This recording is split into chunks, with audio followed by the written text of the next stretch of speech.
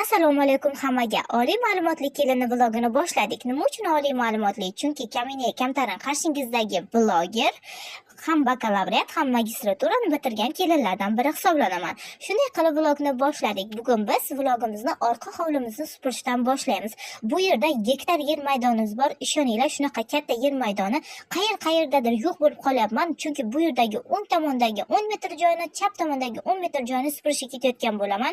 To'g'risi bu yerda kamerani ko'zi ojizlik qilib qoldi. Hamma joyni videoga olish uchun mayli deb o'rtaga qo'yib qo'ya qoldim. Shuning uchun kamerani shunday qilib bu yerni supurib bo'lib, oshxona tomon yo'l olamiz. Oshxonada esa chunki ovqat qilishim kerak edi. Nima ovqat qilsam ekan deb ancha o'yladim. Keyin esa anchadan beri chuchvara qilmaganim, ya'ni xamir ovqat qilmagan edik. Keyin bugun chuchvara qila qolaylik dedimda, chuchvara qilishni boshladim. Shunday qilib bu yerda piyozlarni tangim stilida to'g'raganman. Sizlar ham o'sha kino ko'rganmisizlar? To'g'risi men har doim ovqat qilishni boshlaganimda o'zimni tangimdek his qilishni boshlayman. Keyin esa xuddi ovqatlarimda qandaydir sidqidillar qilib, nimadirlar qo'shib, nimadirlar qilishni juda ham yaxshi ko'raman. Chunki o'zimni o'sha vaqtda tangimdek his qilishni boshlayman. Xuddiki ovqatim qirol va qirolicha tatib ko'rib, menga nimadir deydigandek. Shunday qilib bu yerda esa xamirlarimni zipillatib yoyib oldim.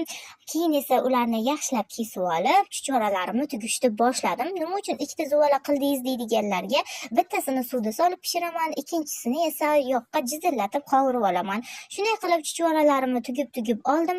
Bu yerda videoim 2 minut 34 soniya bo'ldi. Qoyil qolaman, tezlashtirilgan tasvirda shunday bo'ldi, lekin meni bu kun oshxonada 3-4 soat vaqtim ketdi. Hatto bolalarimga ham e'tibor bilan vaqt ajrata olmadim.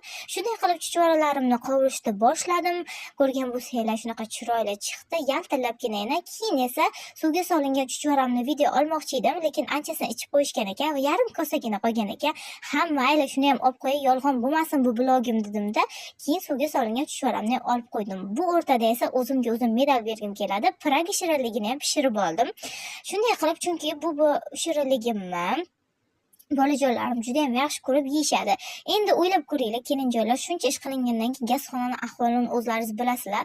Bizda gazxona deyiladi, to'g'risi, lekin aslida oshxona deyiladi. Ham mayli, nima bo'lsa bo'ldi. Shunday qilib oshxonani ahvoli abgor ahvolga kelib qoldi. U yerni tozalab bo'lib, blogimni tugatdim. Hammaga rahmat, sog' bo'linglar.